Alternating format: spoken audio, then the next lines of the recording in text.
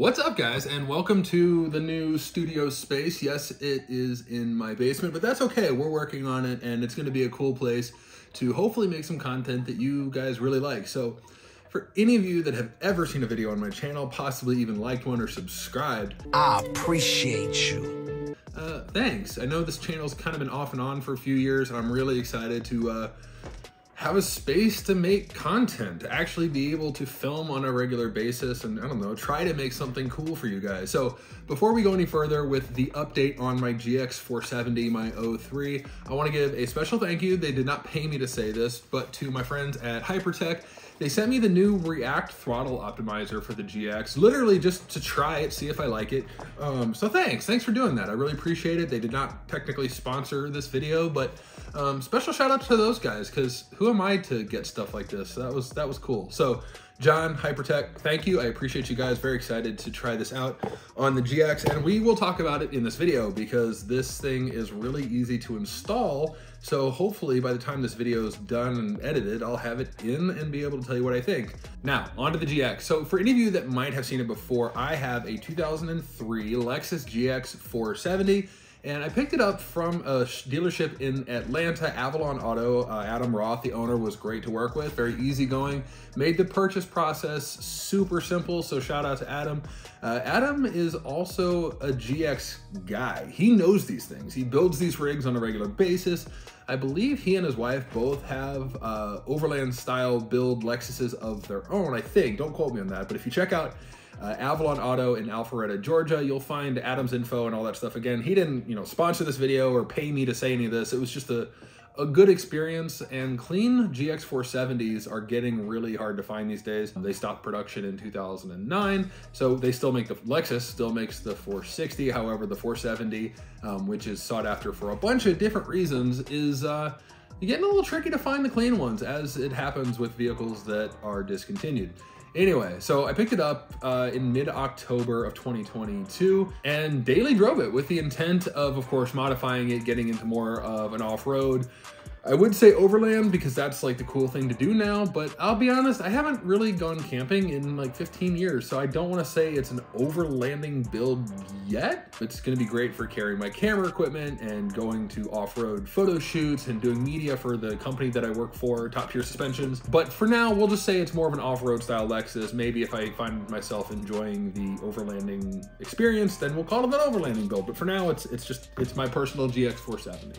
So on to the upgrades. The first round of upgrades that we did, the big thing for me was wheels, tires, and suspension, because I love the GX 470. It's an amazing platform, but stock, I hate to say it, they're a little soccer mom looking. Now, you could argue that the 4th and 5th generation 4Runners, depending on the trim level, they're a little more aggressive stock, really more so the 5th generation 4Runner than the 4th generation 4Runner, but still the Lexus as factory is a pretty benign looking car. It would fit right in at a yoga studio or a coffee shop or whatever. And anyway, it's just not as aggressive as I would like. So first round of upgrades, my friends at Top Tier Suspensions, they helped me pick out a setup that was going to be totally streetable because it's my daily driver, but something that was really capable off-road and as well was just looked good. I mean, let's be honest, as practical as these rigs are supposed to be and as performance oriented as they are, this is not a show truck. We like our stuff to look good, and if you're gonna bother modifying it, like, why not make it look cool? We worked with Icon Vehicle Dynamics. Some of you may know them as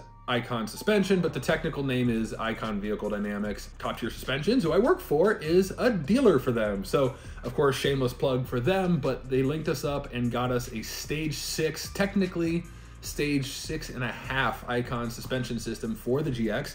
Now, full disclosure, I did not intend to go that far with the suspension. Originally, we were looking at maybe stage 2, stage 3, and if you want the differences between all the stages, please go to Icon's website. I would not, for the life of me, be able to tell you all the subtle differences. And of course, as these things do, one thing led to another. We started looking at the options and looking at doing like tubular control arms versus billet, and tubular uppers versus billet, and then, you want the remote reservoir shocks in the front because they look cool and they're, a performance upgrade.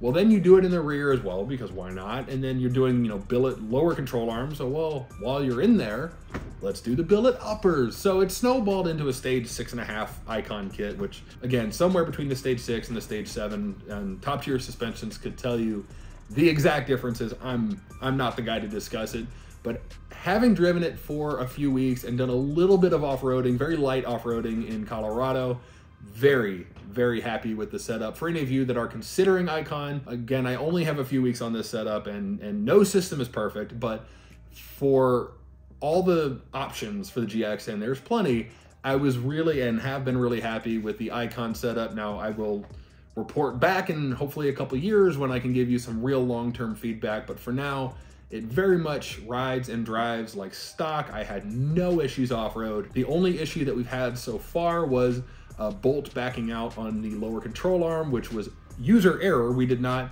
retorque everything before we started playing with it off-road. You're a dumbass. So that has nothing to do with Icon's quality or the installation. It was just simply I overlooked a big important step of when you upgrade your suspension, you have to go back and retorque.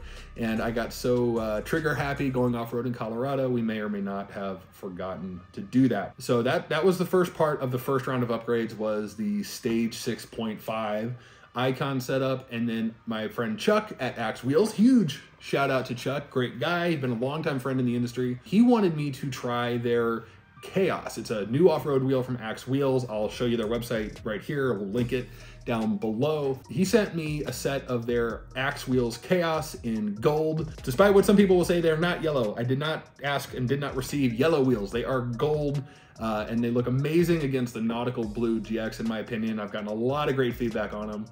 They are a very affordable and very premium looking wheel, in my opinion.